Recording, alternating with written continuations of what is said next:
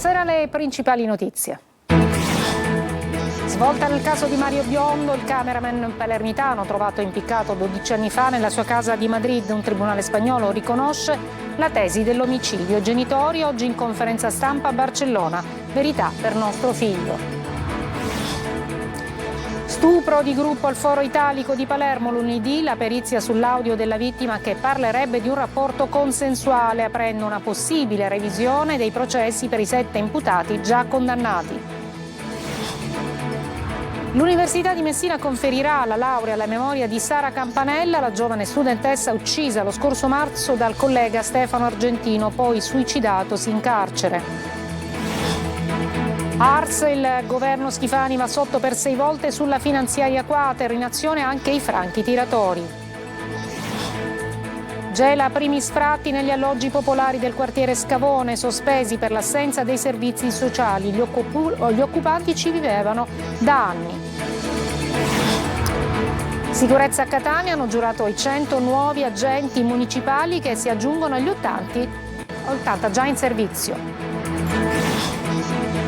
Calcio, Catania da domani in Campania per la sfida col il Giuliano, avversario ostico per Toscano.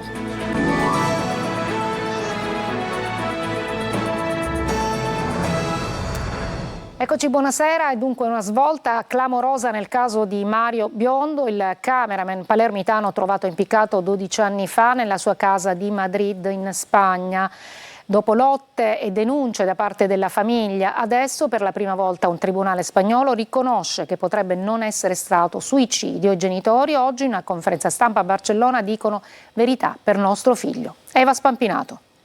Abbiamo sempre urlato che è stato un omicidio, che volevamo sapere la verità. Lo urlano da sempre. Mario non si è suicidato. Una battaglia che non si è mai fermata, quella di Santina e Pippo Biondo, i genitori del cameraman palermitano trovato impiccato il 30 maggio 2013 nella sua casa di Madrid, in Spagna, che non hanno mai creduto al suicidio e che oggi trova un nuovo punto di svolta. 12 anni dopo l'archiviazione del caso, il Tribunale di Madrid ha ammesso per la prima volta che Mario potrebbe non essersi tolto la vita, riconoscendo gravi negligenze nelle indagini iniziali e avallando la tesi stabilita nell'agosto 2022 dal Tribunale di Palermo che non escludeva l'omicidio. Adesso anche 3 giudici qui in Spagna dell'audienza provinciale confermano quello che ha detto l'Italia. Oggi a Barcellona, in Spagna, la famiglia di Mario ha incontrato la stampa, ha ricostruito il percorso giudiziario e ha annunciato i prossimi passi. Però non mi puoi dare il contentino dicendo sì è un omicidio, però ti archivio, non ti do possibilità di aprire il caso. No, io voglio che si apra il caso, infatti i nostri avvocati stanno già preparando per fare un ricorso alla Corte Costituzionale qui in Spagna. Se anche la Corte Costituzionale ci dovrebbe chiudere le porte per quanto riguarda le indagini, perché ormai che è stato omicidio è stato acclarato anche qui. Allora ci rivolgeremo alla Corte di Strasburgo. Misteri, insabbiamenti, ipotesi che puntano sulla vita della vedova di Mario, nota conduttrice TV spagnola, e sul cugino di questa. Ma a Pippo e Santina non importa nulla, vogliono solo sapere chi ha ucciso loro figlio e poi un'unica certezza. Al cimitero io ti prometto, in ginocchio mi sono messa, che non mi fermerò fino a quando tu non avrai giustizia. E se dovessi morire ci sono i miei figli, c'è mio marito, ci sono i miei figli, ci sono i miei nipoti. La generazione è larga, come dicono qua, lunga, ampia. Altro capitolo nello stupro al Foro Italico di Palermo, ci sarà una perizia sui nuovi audio di Asia Vitale, la vittima della violenza di gruppo. L'audio in cui la ragazza parlerebbe di essere stata consenziente al rapporto di gruppo sarà consegnato ai legali degli accusati che chiederanno una revisione del processo. Marco Gullà. Sarà consegnata lunedì agli avvocati dei 7 ragazzi accusati dello stupro di gruppo di Asia Vitale la trascrizione di un audio che potrebbe portare a un'istanza di revisione dei processi celebrati a carico degli imputati. Il perito incaricato dai legali ha effettuato la trascrizione di una telefonata tra la vittima e il conduttore di un podcast locale, durante la quale la ragazza, che dopo i fatti di 2 anni fa aveva denunciato, avrebbe corretto il tiro, sostenendo che non si fosse trattato di violenza ma di un rapporto consensuale. Per i legali dei 7 ragazzi finiti in carcere, la novità potrebbe aprire lo spiraglio dell'istanza di revisione dei verdetti.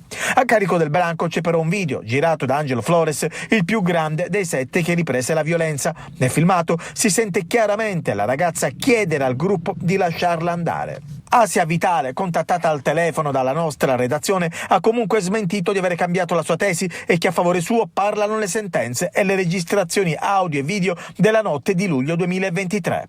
Altro episodio che riguarda la Vitale è invece legato a qualche giorno fa, quando la ragazza inseguiva con un coltello in mano il fidanzato che fuggiva in bicicletta. L'episodio è avvenuto in Brianza, dove adesso risiede la ragazza. A chiamare i carabinieri sono stati i passanti. Fermata e interrogata, la giovane è stata trovata in possesso di un coltello con una lama da 34 centimetri ed è stata denunciata a piede libero. Tutto sarebbe iniziato a casa della ragazza, dove il fidanzato le avrebbe chiesto di girare un video in cambio di stupefacenti. L'Università di Messina conferirà la laurea triennale in tecniche di laboratorio biomedico alla memoria di Sara Campanella, a cui è stato anche intitolato il plesso della scuola media che aveva frequentato. Sentiamo Francesco Triolo. L'Università di Messina conferirà la laurea alla memoria a Sara Campanella, la giovane studentessa uccisa lo scorso 31 marzo dal collega Stefano Argentino, poi suicida in carcere, un impegno che la rettrice dell'Ateneo Peloritano aveva assunto dopo il femminicidio della giovane. La consegna della laurea triennale in tecniche di laboratorio biomedico avverrà il prossimo 23 ottobre nell'aula magna del rettorato. Nel frattempo arriva un altro segno tangibile della memoria e dell'affetto che circondano ancora la ragazza, il plesso della scuola media di Portella di Mare, quello che Sara aveva frequentato, è ufficialmente intitolato a suo nome. Il decreto è stato firmato dall'Ufficio Scolastico Regionale per la Sicilia. Il plesso Sara Campanella, che fa parte dell'Istituto Comprensivo Traina di Misilmeri, rappresenta un riconoscimento straordinario giunto in tempi rapidissimi. Di solito l'intitolazione di un edificio pubblico richiede fino a 10 anni dal verificarsi dell'evento. In questo caso sono trascorsi appena 6 mesi dalla tragica scomparsa della giovane. Clima teso all'Ars, dove per 6 volte il governo Schifani va sotto per la finanziaria quater. Sentiamo Mario Viola. Una vera e propria Caporetto. La finanziaria quater si trasforma in una disfatta per la maggioranza di centrodestra in Sicilia. 3 volte impallinata durante il voto della mattina, poi una sospensione di mezz'ora che invece dura 3 ore, durante le quali i capigruppo incontrano il presidente dell'Ars in sala lettura insieme all'assessore Dagnino, ma non si riesce a trovare la quadratura del cerchio. Impazzano le voci di un ritiro dell'intera manovra, ma non andrà così. Si torna in aula poco dopo le 17:30 e l'assessore all'economia propone uno stralcio di 20 articoli dalla manovra. Fra questi anche gli articoli 49 e 50, quelli contenenti le tabelle da 35 milioni di interventi territoriali, le cosiddette mancette. Ma all'opposizione non basta più. Approfittando della spaccatura in maggioranza con i deputati di Fratelli d'Italia e pezzi della stessa Forza Italia che votano contro il governo, iniziano a passare tutti gli emendamenti soppressivi. Cadono una alla volta la norma per i contributi all'editoria, oltre a quelle già cadute in mattinata, ovvero il finanziamento del film su Biagio Conte, la norma tecnica per il sistema finanziario della regione, la norma per implementare le piattaforme digitali. Di fatto adesso in aula governa l'opposizione, passano invece soltanto gli articoli che piacciono a PD e 5 Stelle. All'unanimità vengono approvati i fondi per i lavoratori dei consorzi di bonifica e la loro stabilizzazione, i contributi all'azienda siciliana trasporti, i mercati agroalimentari della Sicilia. Accantonati gli articoli su disabili, zootecnia, mentre per i debiti maturati alla Sicilia digitale e altri oneri per i quali è necessario un accordo transattivo, il governo annuncia una riscrittura domattina. Il clima è sempre più teso e alla fine arriva un'altra sospensione, ma della manovra da 54 articoli e 241 milioni rischia di restare davvero ben poco. Sono detenuti in un carcere di massima sicurezza di Tel Aviv i volontari dell'equipaggio della seconda flottiglia sequestrata ieri dalle motovedette di Israele. Il legale delle 2 siciliane al nostro TG dice che sono stati appunto sequestrati sottoposti a trattamenti disumani. Desiree Ferlito. Noi le prime notizie le stiamo avendo adesso, da poco abbiamo saputo che li stanno trattando malissimo, che ci sono stati abusi fisici, umiliazioni, trattamenti disumani. Schiaffi, abusi fisici, umiliazioni e tirate di capelli è il trattamento ricevuto dalle 2 siciliane fermate a bordo della nave Conscience della Freedom Flottiglia, ora rinchiuse nel carcere di massima sicurezza di Tel Aviv. La sorella di Elisabeth ha avuto tramite legali di Avvocati Senza Frontiere poche notizie, poco confortanti, che ha nascosto alla mamma che ha gravi problemi di salute e che continua a chiedere dove si trova la figlia. Sono private di cibo e acqua, costrette ore inginocchiate sotto il sole. Elisabeth sapeva a cosa andava incontro, ma il suo ideale ha vinto la paura. Ha detto: certo che ho paura, però tu pensa che quello che stiamo subendo e che subiremo noi è una minima parte di quello che sta subendo il popolo palestinese. In carcere insieme ad Elisabeth c'è un'altra siciliana, Laura Cardile, regista e documentarista originaria di Calatabbiano, anche lei a bordo della Conscience insieme a medici, infermieri e giornalisti. La decisione sulla loro liberazione è attesa in giornata. A riferircelo è l'avvocato Pao Giovannetti Pietro, legale dell'associazione no profit che li sostiene. Oltre alla liberazione dei detenuti è richiesta la restituzione delle imbarcazioni della Freedom Flottiglia, che, ci spiega l'avvocato, hanno rappresentato un grandissimo impegno economico. Per le loro famiglie sono ore di apprensione. La sorella di Elisabeth lancia un appello. Fate tornare i nostri cari a casa senza che gli torcano un capello. A Gela, primi sfratti negli alloggi popolari del quartiere Scavone, sospesi per l'assenza dei servizi sociali. Gli occupanti ci vivono da anni da abusivi. GR Italia. Da anni vivono qui negli alloggi popolari dell'ex Bronx di Gela, occupati dopo aver sfondato i muri di forati che chiudevano gli ingressi, case fatiscenti abbandonate da tempo che queste famiglie hanno cercato di rendere abitabili con le proprie mani. Stamattina sono arrivati i primi sfratti, poi sospesi solo per l'assenza dei servizi sociali. Rimane però la paura. L'appuntamento con lo sfratto è solo rinviato e queste famiglie rischiano di finire in mezzo alla strada. Abbiamo commesso un illecito per bisogno, non è per piacere, però noi chiediamo con quel poco di metterci a regola, anche perché ci spetta di diritto. Molti di loro avevano partecipato al bando di regolarizzazione dell'Istituto Case Popolari, ma per tutti è arrivato comunque l'ordine di sgombero. Un paradosso, perché nello stesso quartiere decine di appartamenti restano vuoti o in rovina e mai assegnati. Se noi ci facciamo un giro nelle palazzine ci saranno una quindicina, una ventina di case vuote. E così verrà pure la mia. Se io mi dovrebbero fare il sfratto, che mi chiudono la porta, quella casa resterà sempre vuota. Nessuno verrà a prendersi una casa popolare qui perché siamo macchiati. Dopo un incontro in comune, il sindaco Terenziano Di Stefano ha chiesto allo IACP di Caltanissetta un confronto con il prefetto per sospendere gli sgomberi e riaprire i termini di regolarizzazione. Presentato a Catania il 24° rapporto annuale dell'INPS, tappa fondamentale per comprendere le trasformazioni del mercato del lavoro e delle dinamiche previdenziali e sociali. Orazio Longo.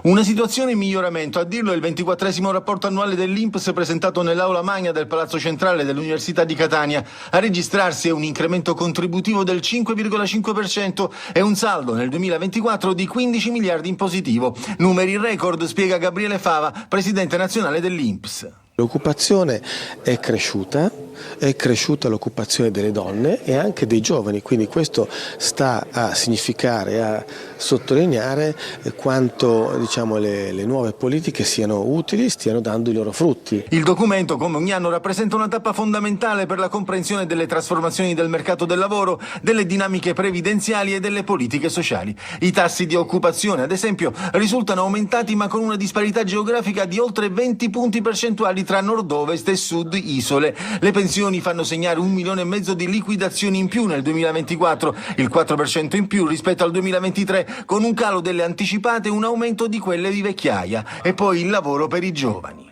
INPS per i giovani, abbiamo lanciato un portale dedicato esclusivamente ai nostri ragazzi, agli under 35, i quali potranno con un unico accesso utilizzare quasi 50 servizi già presenti per loro. La presentazione del rapporto è stata anche l'occasione per annunciare la nascita del Master in Consulenza del Lavoro promosso dall'Università di Catania in collaborazione con l'INPS e con la Consulta regionale degli ordini dei consulenti del lavoro della Sicilia. Breve pausa e poi a Catania, dove hanno firmato 100 nuovi vigili urbani.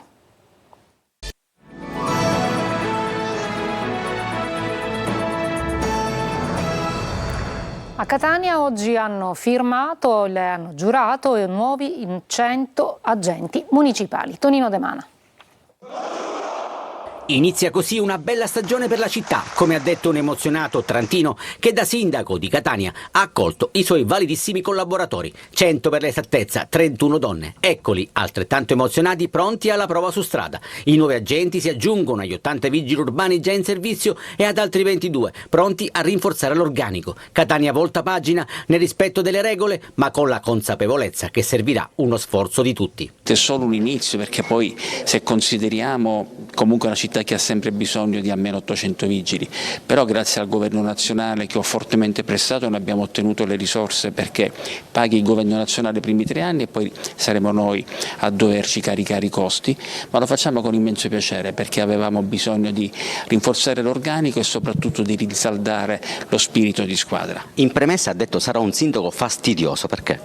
Perché sono molto esigente. Gli fa eco il comandante della Polizia Municipale Diego Peruga. Vogliamo stare in mezzo alla gente in maniera normale, non vogliamo noi eroi su strada che facciano chissà che cosa, ma fare semplicemente il proprio compito. Ai nuovi assunti ha detto non dobbiamo avere paura della strada. Sì, il senso era legato anche agli episodi che ci sono stati di recente, che registriamo ogni giorno, fenomeni di aggressione, fenomeni di particolare ostilità nei confronti anche di chi si sforza con molte difficoltà a fare il proprio lavoro. Quindi il senso è quello di dare forza, dare sicurezza, dare coraggio in una realtà che non è facile, lo sappiamo tutti, voi lo registrate ogni giorno, ma noi vogliamo esserci per migliorare questa condizione. Si abbassa notevolmente l'età media del corpo di polizia municipale con le nuove leve pronte a subentrare alla vecchia guardia. Restiamo a Catania, dove nasce Arte Ecclesie, in cui fede, arte e barocco si uniscono per dar vita al nuovo parco culturale della città. Adelaide Barbagallo. Si chiama Arte Ecclesie e proietta Catania nel circuito nazionale delle città d'arte, restituendo nuova vita al patrimonio ecclesiastico con un percorso che unisce spiritualità, arte e memoria. Il progetto, promosso dalla Diocesi di Catania in collaborazione con la sua società Arca, prende forma attorno al Museo Diocesano, che diventa il cuore organizzativo e simbolico di un itinerario dedicato ai luoghi più rappresentativi della spiritualità e del barocco catanese. Il percorso attraversa la cattedrale, la collegiata, il suggestivo trittico agatino composto dalle chiese di Sant'Agata al Carcere, Sant'Agata alla Vetere e San Biagio, fino ad arrivare alle terme achilliane. Lo sguardo è rivolto già alla prossima festa di Sant'Agata e al Giubileo agatino del 2026 e agli eventi che lo caratterizzeranno.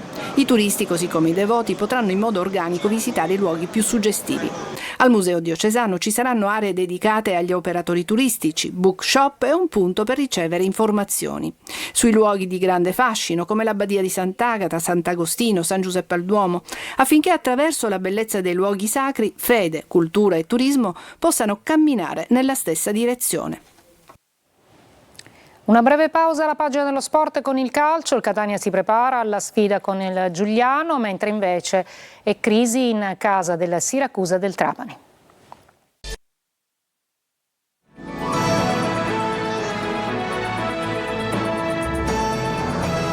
Eccoci al calcio, conferenza stampa stamattina di Mimmo Toscano. L'allenatore rossazzurro ha presentato la partita contro il Giuliano di sabato prossimo. Francesco Triolo.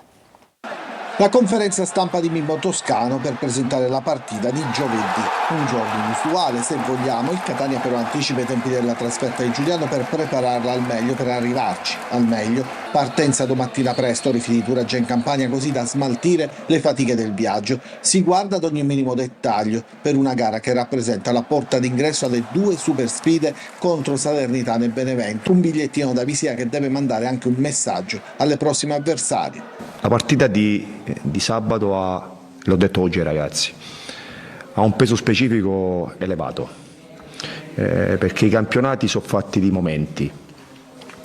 Questo è un momento dove devi passare attraverso questa partita, che ripeto, un avversario in un campo, ricordiamoci la passata stagione, difficile e ostico, una squadra che nel proprio campo ha sempre messo in difficoltà le avversarie, ed è il momento dove il peso specifico di questa partita è elevato, ripeto, i ragazzi lo sanno, dobbiamo arrivare pronti ad affrontare un avversario, una partita che in un momento particolare. L'allenatore rossazzurro può sorridere, dopo tante settimane ritrova quasi tutti gli infortunati, nei convocati anche Rolfini e Aloi, l'unico ancora fermo ai box secondo il bollettino della società è Martic, ancora indisponibile. Caturano invece scalpita per una maglia da titolare. A Giuliano il Catania non sarà solo, dopo 3 divieti e la trasferta di Cerignola per i tesserati tornano a viaggiare senza limitazioni i tifosi rossazzurri. Il settore ospiti dello stadio De Cristoforo potrà contenere 500 tifosi. Area di crisi per le altre siciliane di Serie C, Trapani e Siracusa domenica prossima, Granata attesi dalla trasferta di Cave e azzurri impegnati al De Simone contro il Sorrento. Sergio Colosi. Dall'inizio della stagione è il momento più delicato di Trapani e Siracusa, rispettivamente penultimo e ultimo della classifica di Serie C. 2 posizioni simili ma con origini diverse. Il Trapani condizionato da 8 punti di penalizzazione, il Siracusa invece da un mercato last minute e incompleto. Allenamenti fondamentali in casa Granata per capire chi tra i 6 assenti contro il Giuliano potrà recuperare per la gara di domenica a Cava dei Tirreni. Sotto osservazione tra gli altri Salines, Vasquez e Fischnaller, ma è la condizione fisica generale a preoccupare, con un Trapani senza vittorie da 4 turni con 3 pareggi tutti per 1-1 e la sconfitta di Benevento. Il presidente del Siracusa Ricci ha rinnovato la fiducia a Turati, ma 7 sconfitte in 8 giornate sono troppe e la gara di domenica contro il Sorrento potrebbe fare da spartiacque. La società chiama a raccolta i tifosi con 2 sedute aperte al pubblico e un confronto con dirigenti, tecnico e squadra. Domenica assenti lituani Gudelevicius e Sciapole impegnati in nazionale, mentre Damian appare ai margini del progetto. Molina è tornato in gruppo e contro il Sorrento non si esclude il ruolo di prima punta in un attacco spuntato e mai in partita al Massimino. È tutto, grazie per l'ascolto e buona serata.